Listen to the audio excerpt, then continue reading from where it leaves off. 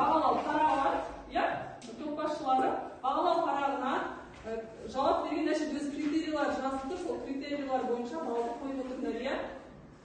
Біз мына топта кім бізде топ басшысы? Айта берсең боласың, иә. Мына жақтан кезек берейік, миға шабыл кішкене жинақталып сабаққа деген ынтамызды арттыру үшін SpinSOL деген бағдарламада, платформада сұрақтарға жауап береміз, өткен сабақтар бойынша.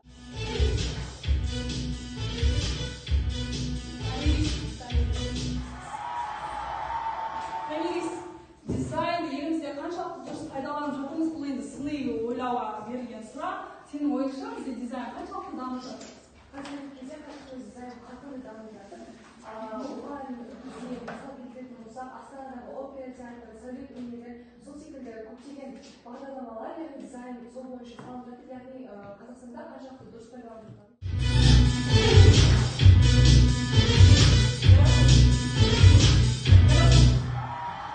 Қазақстанда дизайн трендтер бар ма? Қалай ойлайсың? Бұл өз ойыңды айтасың. Өз ойымда. Қазақстанда дизайн трендтер бар, мысалы көрнекі ою дизайндар. Иә, біздің ұлттық ою-өрнектер. Ұлттық киімдеріміздің дизайндары өте көп. Иә, сол нәрселер бізде қазақтың тренді деп айтады, иә? Жақсы, рахмет отырамын. Білmek керек. Талаптың өзінің біраз шарттары бар. Оларды білmek керек. Білмейміз дегеннен табылмас.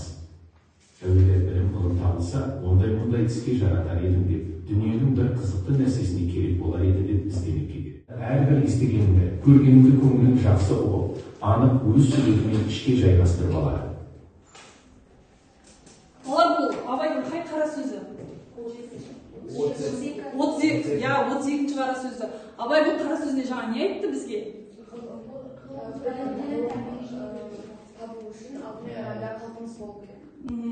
Я білім ғылым үйрену үшін адамда бірінші талпыныс болу керек дейді. Яғни мен сендерге алдыңғы жолы біз осылай топқа бөлініп сендерге үй тапсырмасын берген, иә. Яғни төңкерілген сынып әдісі бойынша біз теорияны осы сыныпта өткен болатынбыз, ал практиканы үйде жасадық. Бермедің бірінші топқа? Лучичат бердім сендерге? Canva'да инфографика жасауды бердім, иә. Сол жұмыстарыңды WhatsApp-қа жіберіңдер, сол бойынша енді біз қазір тексеріп аламыз, бірінші топ шығамыз, өз жұмыстарыңды, үй тапсырмаларыңды қорғаймыз.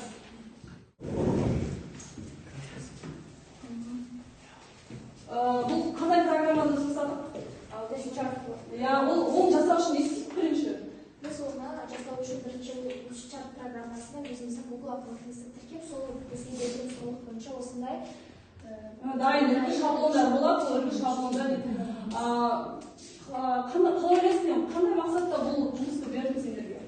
Сендерге үлкен мәтінді және оны толығымен оқып шықпай, қысқаша түрде біз оны нақты түсінуге болады. Сызба түрінде көрсетіңдер.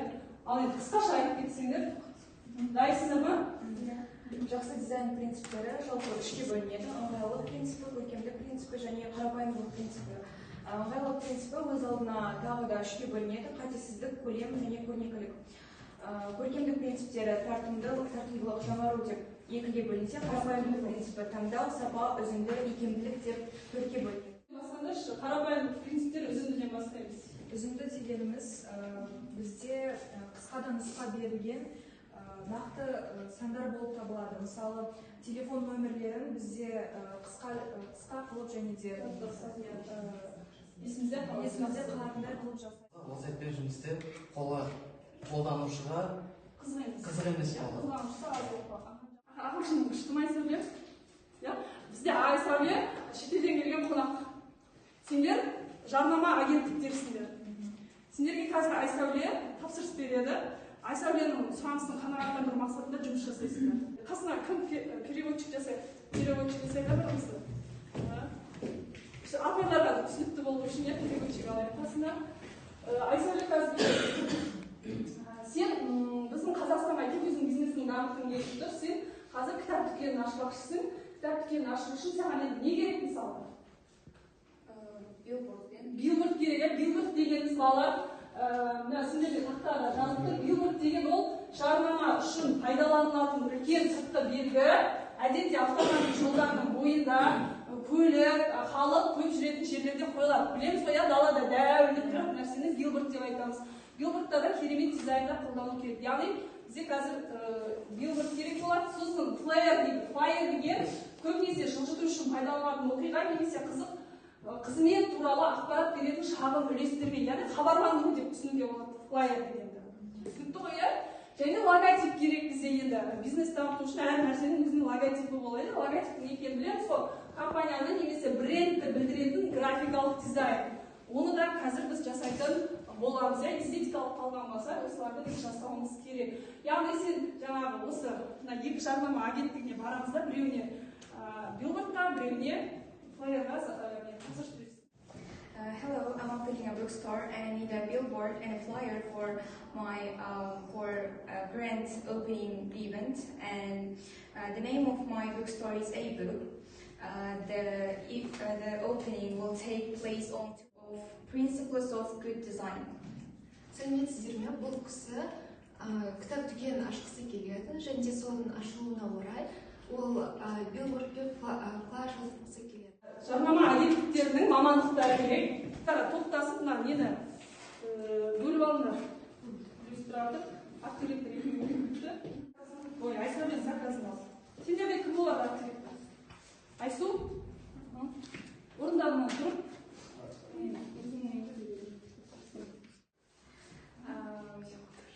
I need a billboard and a flyer, for brand's opening event.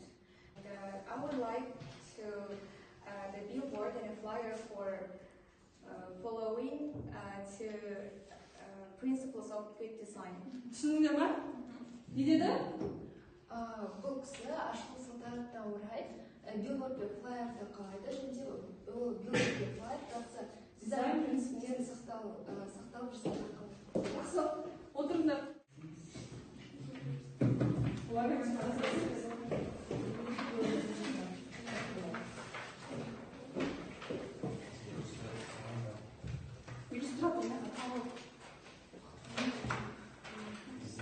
Сен біргеміз, үшеуін бірігіп, жаңағы флайер жасайсыңдар. Дизайнерсің ғой енді сен? Дизайнер боласың ба? Арт-директор боласың. Бірге флайер жасаймыз.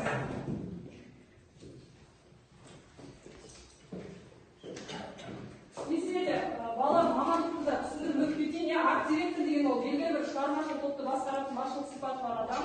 Копирайтер деген жарнамалық презентациялық мәтін жазудың шебері, дизайнер деген өнімнің дизайнмен айналысушы шығармашылық маман иесі, иллюстратор деген суретші және графикалық редакторларды пайдалана отырып иллюстрациялар сызатын маман. Сендер бір жылдан кейін мектеп бітіресіңдер, бұл мамандықтың бәрі ертеңгі күні сұранысқа ие мамандық болады, миллионер боласыңдар. Сол кішкене осы сабақты көрейік, иә, пайдаланып. Қаншақты жұмыс жасай аласыздар?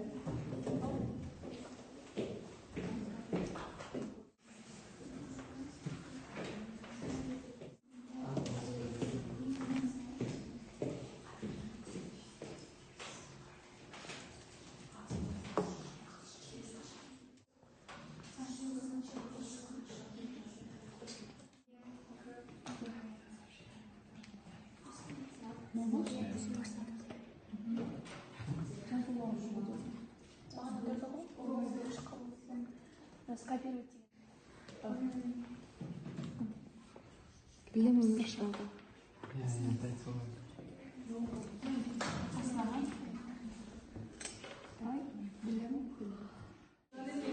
Логотип жасап, ана шоқушы бірігіп бізде кісі байда шекер айтып, флайер жасап.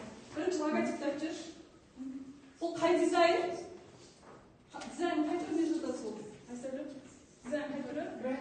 Графикалық дизайн. Кітап білімге шақыру. Өздерің ойлармен, идеялармен, иә? Ұнай ма? Я бір аз ғана уақыттың ішінде осылай шығармашылықпен жұмыс жасап, бізде Айсал Үлемен Жанерке осындай логотип ойлап шығарды.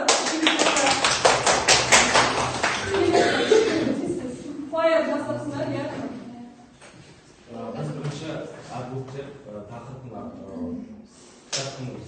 компанияның атын қойдық, және сосын өмірінде өзгертіп Осы кітап осы жерге Айсал айтқан жерге келіп, кітап ілім алып, өмірімді өзгертіп, шешімге келіп, осы... Ұнай ма? Әдемі ма? дизайн принциптері сақталған ба? Жақсы.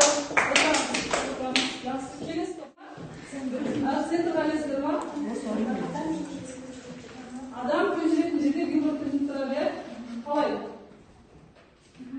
Бұл билбордта біздің қолданған дизайн түрі ол типографикаға жатады.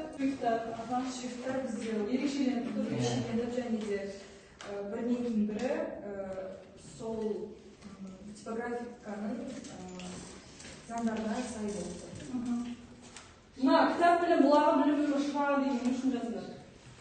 Оны адамның назарын аудару үшін. Адам қызықтыру үшін және де ол осы билбордты көріп, сол жерде не барын білу үшін.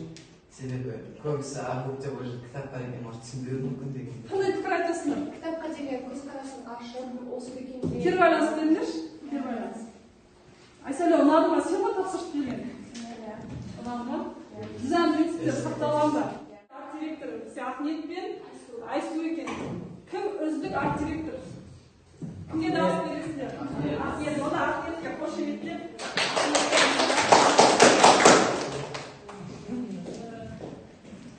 Шебер,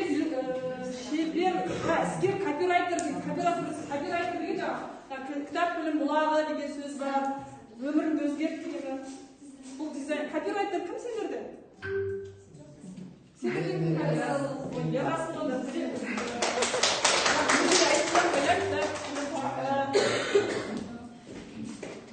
Кім бізде? Шебер иллюстратор дейді. Мен Жанерге, келісесіздер ма? Шығармашылық дизайнер дейді. Кім дизайнер?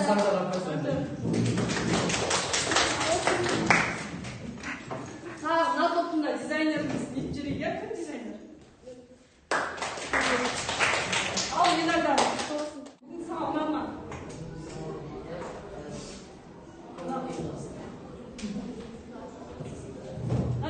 Жауап берді ғой, иә? Жауап бердіңіз, жақсы қазір көрем кім қандай жауап бергені. Бүгін саған ұнады ма? Бүгін қандай жауап?